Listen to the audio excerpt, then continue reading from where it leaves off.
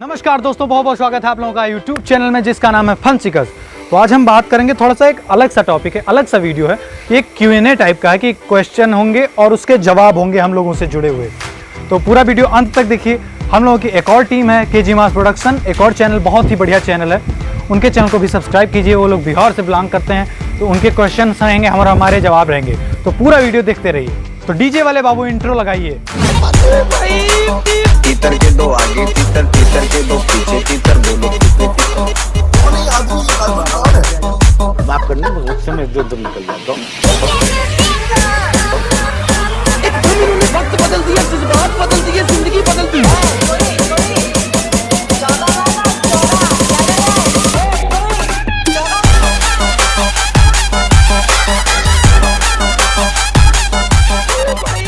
मेरा नाम है रत्नेश कुमार और आज मैं अपनी पूरी टीम KG मास प्रोडक्शंस के सभी सदस्यों के साथ आपके समक्ष आपकी चहेती टीम फन सीकर्स के सामने कुछ अटपटे, कुछ चटपटे तो कुछ खतरनाक सवाल लेके आए हैं।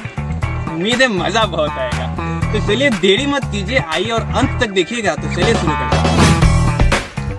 Hi, this is Suraj Ghusli and I am a member of KG Mars Productions. क्या आपको किसी बात का पछतावा है? यदि है तो वो क्या है? पछतावा तो खैर रोज होता है, लेकिन जो बड़ा वाला पछतावा था वो उस दिन हुआ था जिस दिन हमारे डायरेक्टर साहब ने मुझसे कहा था कि अभय की रिपोर्ट बनेगी, ऋतिक की रिपोर्ट नहीं। और उस ऑफर को हमने ठुकरा दिया। उसके बाद से मतलब आज तक हम पछतावा ही हैं। सबसे ज़्यादा पछतावा मुझे आज तक इस बात का है कि मतलब एक दोस्त थी पहले, उससे बात करके मुझे बहुत ज़्यादा पछतावा नहीं करना चाहिए। तो पछतावा किस बात का? पछतावा इस बात का है कि एक बहुत सम्मानित व्यक्ति थे, मुझे उनका बहुत सारा सम्मान करना चाहिए था, पर नहीं किया मैंने। वो उस बात का मुझे बहुत पछतावा। सबसे बड़ा पछतावा आज तक ये है कि मैं इंटर में मैथ में 90 नंबर नहीं ला पाया। हाय, आई एम नीतीश कुमार और मैं KG मास प्रोडक्शन का सदस्य हूँ। मेरा सवाल ये शिवम भैया से है कि आपका पहला क्रश कौन था? सबसे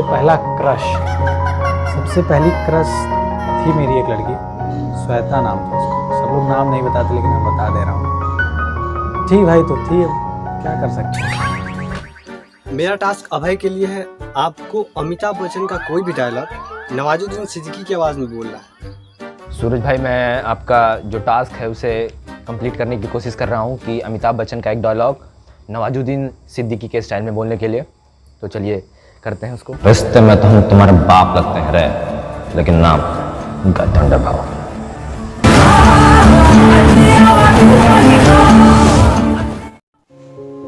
हाय, I am Yadav Savitri from KG mass production.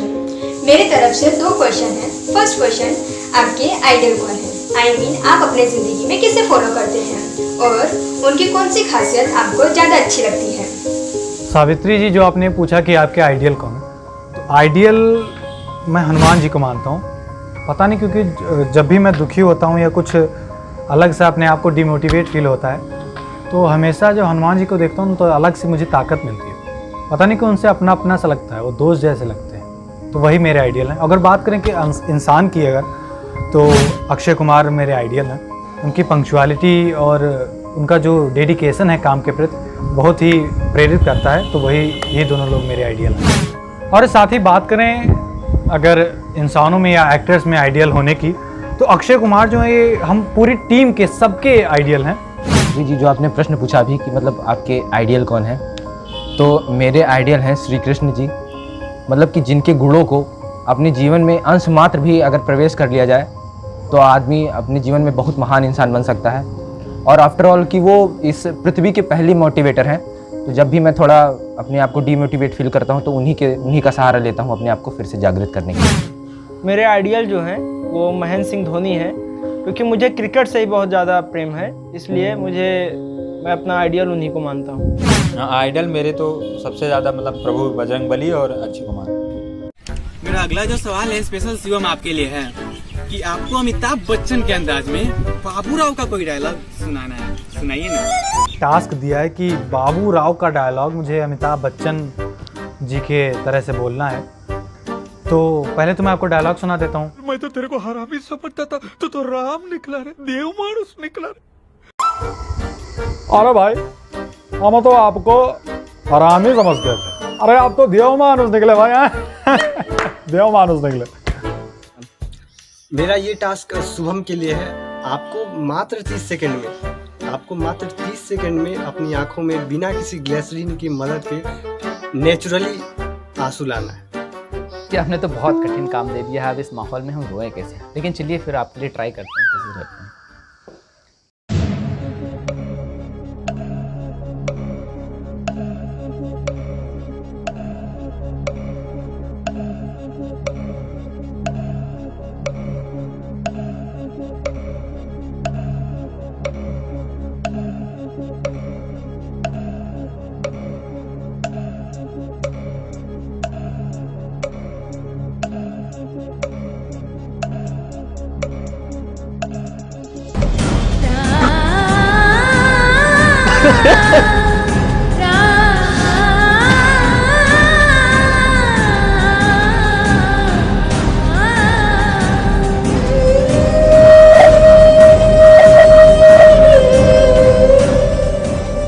नहीं पाएगा हमसे ऐसे हंसी के माहौल में रुवाई धुवाई 30 सेकंड में तो नहीं होगा, बड़ा मुश्किल है। माफ कीजिए भैया। अगला जो सवाल है ना थोड़ा खतरनाक है। तो एक बात बताइए, अगर कोई आपका क्लोज फ्रेंड मतलब बहुत ही क्लोज फ्रेंड अगर आपके चैनल को डिलीट कर दे तब आप क्या करोगे? तो रजनीश भाई, जैसे आपने पूछा कि अगर मेरे किसी दोस्त से गलती से डिलीट हो जाए ये चैनल तो मैं क्या करूँगा? शिवम भाई, एक बहुत बड़ी मिस्टेक हो गई। कौन मिस्टेक? भाई यार चैनल डिलीट हो गया। चैनल डिलीट हो गया? अच्छा, चैनल डिलीट हो गया? हाँ भाई। चैनल कैसे डिलीट हुआ? डिलीट हो गया भाई। चैनल कैसे डिलीट हुआ? चैनल कैसे डिलीट हुआ? हाँ, चैनल कैसे डिलीट हुआ? चैनल कैसे डिलीट डिलीट हो गया तो एक बार डिलीट हो गया तो क्या करें? डिलीट होगा उसको लाया नहीं चल सकता। अरे कुछ नहीं करूँगा। कुछ नहीं यार, दोस्ती होती है। सबसे पहला सवाल रैपिड फायर राउंड का। आपका सबसे बड़ा डर क्या है? मुझे सबसे ज़्यादा डर सांप से लगता है। वो अजीब सा लगता है, अजीब। तो सबसे बड़ा डर मेरा जो है, जो ये पीली वाली मधुमक्खी होती है जिसे बर्रे कहते हैं, उससे मुझे सबसे हमारा जो सबसे बड़ा डर है वो है धोखा। फिजिक्स से लगता है मुझे सबसे ज्यादा डर। कोई कुछ नहीं पूछेगा आप फिजिक्स में, कोई एक को सवाल नहीं पूछेगा, कुछ नहीं, मतलब बंद करो। कोरोना है। यह सवाल है थोड़ा सा खतरनाक है आप सबके लिए कि आपका पहला क्रश कौन था? सबको जवाब देना है। मेरा पहला क्रश कौन था? उसका नाम तो भैया आर से आता था, आर से। अब ज्यादा डिटेल में ना भैया। हाँ, पहली क्रश थी एक जो 9th में हुआ करती थी, एक लड़की थी। मेरी पहली क्रश जो थी उसका नाम पी से आता है। अब ज़्यादा डिटेल में आप लोग मत जाइए, बस इतना ही काफ़ी। हमारा पहला क्रश, दरअसल हमारे स्कूल में एको बिटिया हमको पसंद नहीं आई थी। हमारा जो क्रश है वह एंजेलिना जोली हॉलीवुड में, और बॉलीवुड में है Katrina Kaif. Hello everyone, this is your boy Rajneesh Kumar from KG Mars Productions। आपको अपनी लाइफ में सबसे ज़्यादा अच्छा कॉम्प्लीमेंट कब मिला था, किस बात पे मिला था और किससे मिला था? कॉम्प्लीमेंट मिले तो बहुत ज़्यादा मिले, लेकिन मुझे समझ में आया ही नहीं आज तक कि कोई बहुत ज़्यादा अच्छा है तो उसको संभाल कर रखना चाहिए या जो भी। अपने पूरी लाइफ में सबसे अच्छा तब फील हुआ जब मेरा इंटर का रिजल्ट निकला। तब मैं बादशाह नगर स्टेशन पे था, वहीं पर मैं अपना रिजल्ट देखा था। तो उस समय मेरे पिताजी का फ़ोन आया और उन्होंने जो बात मुझे कही वो मुझे आज तक अभी याद है। मैं जब वो बातें सोचता हूँ तो मुझे बहुत ही अच्छा लगता है। हाँ, तो ज़िंदगी में कई बार ऐसे मौके आए जब यहाँ पर थोड़ा प्राउड फील हुआ है कि मैंने ये अच्छा काम किया। But last time when I was travelling with my friends, Lucknow से हम लोग वापस आ रहे थे, कोई एग्ज़ाम था या शूट पे गए थे। तो जो बस होती है उसके साइड में जो थोड़ा 2 सीटों के बीच में जो रास्ता होता है, एक छोटी सी बच्ची थी उसी रास्तों के बीच में घूम रही थी। तो बस वाले ने बहुत तेज़ से ब्रेक मारा और वो बच्ची बस बिल्कुल, आप विश्वास नहीं मानेंगे कि आप बिल्कुल बाहर गिरने ही वाली थी। मैं सबसे आगे वाली सीट पर बैठा था, फिर अचानक से बॉडी मूवमेंट हुआ और मैंने उसको पकड़ के अंदर कर लिया। फिर जब बस रुकी तो उसके मम्मी पापा आए और मुझसे मतलब जो कुछ उन्होंने कहा, this was the best compliment I have ever heard. सबसे ज़्यादा गर्व मुझे महसूस हुआ उस वक्त जब 12th का रिज़ल्ट आया। उसके बाद मुझे पता चला कि मैं ज़िले की टॉप 10 मेरी लिस्ट में हूँ और मुझे यूपी के सीएम द्वारा इनाम मिला है। और उसके बाद भी 2-4 मौके और भी आए जब मैंने एसएससी क्रैक किया, एयरफोर्स का एग्ज़ाम क्रैक किया। काफ़ी ज़्यादा गर्व महसूस हुआ। हालांकि इसको और अभी बढ़ाना है, बहुत आगे तक जाना है। आप लोगों की दुआ है। आपको आखिरी बार जेलसी कब हुई थी? मेरा मतलब है किस शख्स के कारण हुई थी और किस कारण से हुई थी, यह भी बता। वैसे तो जेलस हमका बहुत बार फील हुआ, लेकिन वह जो हमारे टीम के मेंबर ऋतिक शुक्ला, वे जब महिलाओं के साथ सेल्फी लेके आए महिला फैंस के साथ में, हमका बहुत बुरा लगा। जौने थाली में खाते हुए अकेले छेद करत है, हमें बिना बुलाए छेद, बिना हमरे बताए कैसे सेल्फी ले सकत हमें अकेले। जलन हमको पहली बार और आखिरी बार सबसे ज्यादा जलन जो हमारी मोहब्बत के साथ एगो मुराऊ घूमत रहा, ऐसा जलन हुई ना कि उकी तो बस एक जलन वो ऋतिक शुक्ला वाली सेल्फी लेके आए थे लड़कियों के साथ में। हमारे दोस्त को भी हुई, हमको भी हुई बहुत ज़्यादा जलन। मुझे सबसे ज़्यादा जलन एक लड़की से हुई जो मेरे क्लास में मेरे साथ पढ़ती थी। वो अपने आप को फादर ऑफ फिजिक्स समझती थी। वो जानती थी कि मुझसे ज़्यादा फिजिक्स कोई इस क्लास में जानता ही। सर भी उससे ज़्यादा बहुत ही ज़्यादा पसंद करते थे, लेकिन मैंने भी सर से कह दिया था अगर इस लड़की से एक भी नंबर कम आया तो मैं फिजिक्स छोड़ दूंगा। इसलिए सबसे ज़्यादा जलन मुझे उस लड़की से होती। आपके बारे में कोई ऐसी बात जिसे ज़्यादातर लोग ना जानते हों, और यह सवाल आप सभी के लिए। हमारे बारे में ऐसी बात, हाँ ज़्यादातर क्या किसी को भी नहीं पता है। बात ये है कि हम ना एक तो टिकटॉक वीडियो बनाए हैं। अरे भाई मन कर रहा। हमारे बारे में ऐसी कोई बात जो कोई नहीं जानता हो। हाँ, एक बात है जो कोई बिल्कुल जानते नहीं है हमारे बारे में। वो कहाँ है ना, थोड़ा आगे आओ, थोड़ा बस। वो बनियान हम उल्टी पहनते हैं और जब पहन लेते हैं तो वो सीधी हो जाती है। यही टैलेंट है हमारे अंदर। एक ऐसी बात है जो ज़्यादातर लोग नहीं जानते हैं। मैं अभी होली में भांग की पकौड़ी खा लिया था। उसके बाद जो हुआ राम राम राम राम राम। मैं जब गाड़ी चला रहा था तो क्लच की जगह ब्रेक और ब्रेक की जगह क्लच लगे। और उसके बाद जब मैं सो रहा था तो मुझे ऐसा फील हुआ कि जो जिस पलंग पे मैं सो रहा था वो आसमान में उड़ रहा है। उसके बाद राम राम राम। तो आप लोगों ने जो ये पूछा है कि कौन सी ऐसी बात है जो ज़्यादातर लोग जानते नहीं हैं, कोई बहुत बड़ी बात नहीं है, लेकिन हाँ एक छोटी सी बात है, बचपन की बात है। बचपन में जब मैं छोटा था तो एक अमरूद का पेड़ लगा था मेरे घर के पास। तो वहीं मैं उसके ऊपर चढ़ा था, बहुत ऊपर तक चढ़ गया था। फिर अचानक हवा चली, कब मैं गिर गया मुझे पता ही नहीं चला और चोट ही मुझे काफ़ी लग गई थी। घर पर जब आया तो सब लोग पूछे कि क्या हुआ, तो मैं बता दिया कि ऐसे ही चोट लग गई है। ये बात मतलब बहुत कम लोगों को, कम लोग क्या, मुझे ही केवल पता है। एक ही है, वो कोई नहीं जानता, लेकिन आज बता देता हूँ आप सबके सामने। मैं छोटा था ना, 7th या 8th में था, तो फिर मैंने 600 रुपये चुराए थे। हाँ मानता हूँ गलत बात है, बहुत गलत बात है। बैट ले आया था उसका, किसी को नहीं पता है। और आप सबसे ही कहना चाहूँगा प्लीज़ चोरी मत करना, गलत बात है। वो हो गई, वो हो गया। कोई जानवर बनना पड़े तो आप कौन सा जानवर बनना पसंद करेंगे?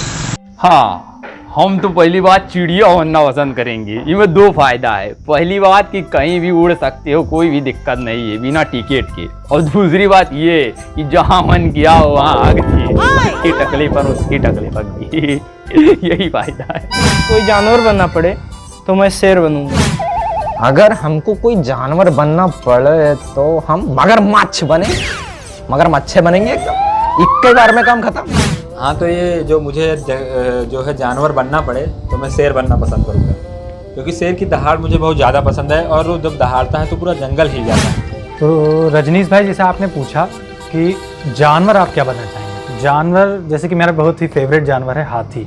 हाथी मुझे बहुत अच्छा लगता है, तो बस अगर मौका मिला तो वही।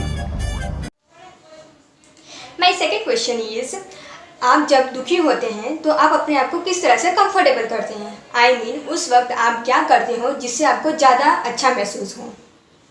अरे सावित्री जी, रुकिए रुकिए।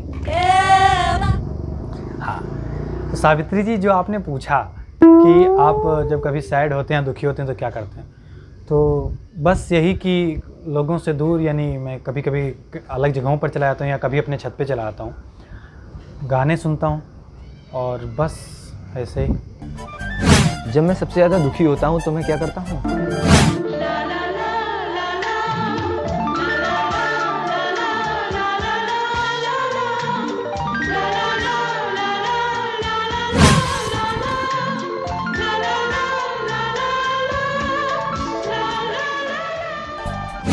हम जो सबसे ज़्यादा परेशान होते हैं ना, तो हम एक चीज़ करते हैं, मुझे बहुत पसंद है, वो है गाना गाते हैं।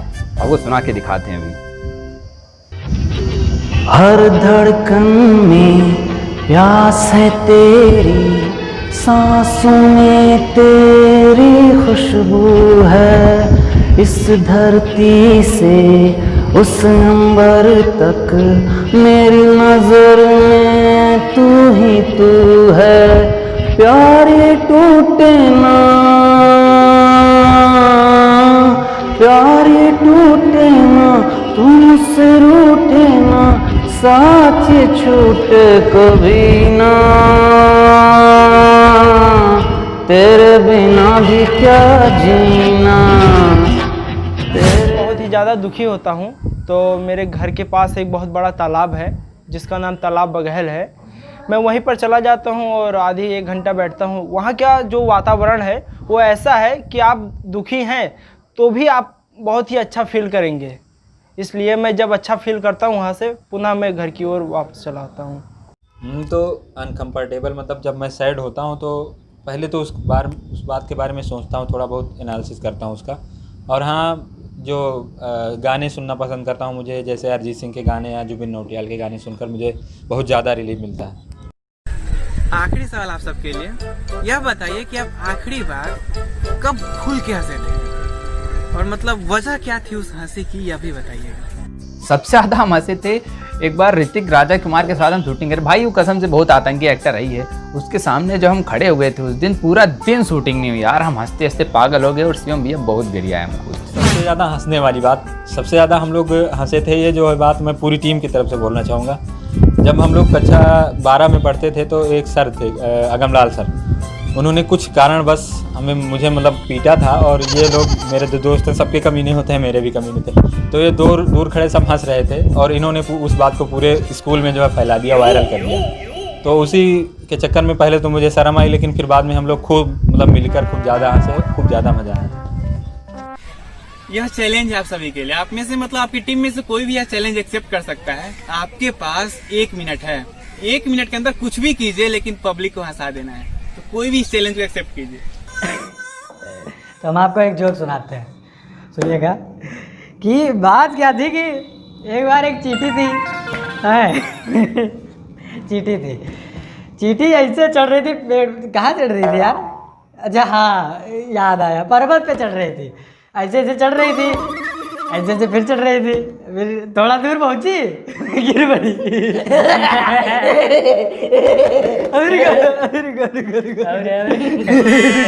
मतलब एकदम से मस्त जोक सुनाते हो। अरे वाह, फिर उठी, ऐसे गिर गई, फिर चढ़ी बड़े, फिर गिर गई।